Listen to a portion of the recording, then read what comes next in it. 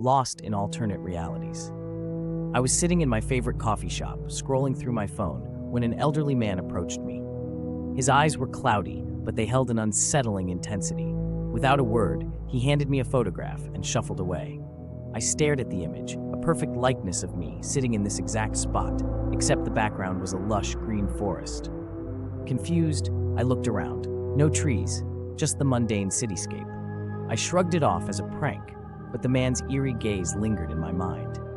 The next morning, the photograph lay on my bedside table, but the scene had changed. This time, I stood on a beach, waves crashing behind me, the sky a mix of vibrant oranges and purples. I felt a strange pull, as if the image was a portal to another existence.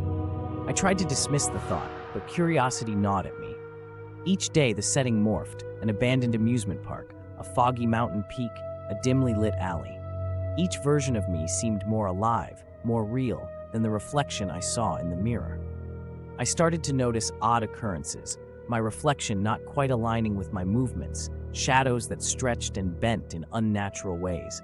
Friends commented on my absent-mindedness, my hollow eyes. I knew the photographs were changing me, drawing me into their world.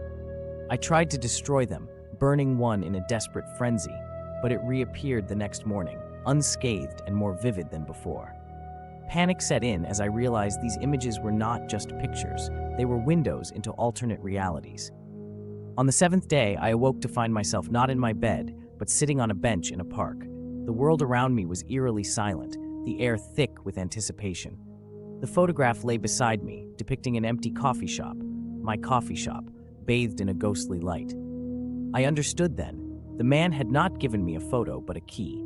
As my surroundings began to blur and fade, I felt myself being pulled into the image, leaving behind the life I once knew. The world around me dissolved, and I became a permanent part of the photograph's ever-changing scene, lost in an endless loop of unfamiliar realities.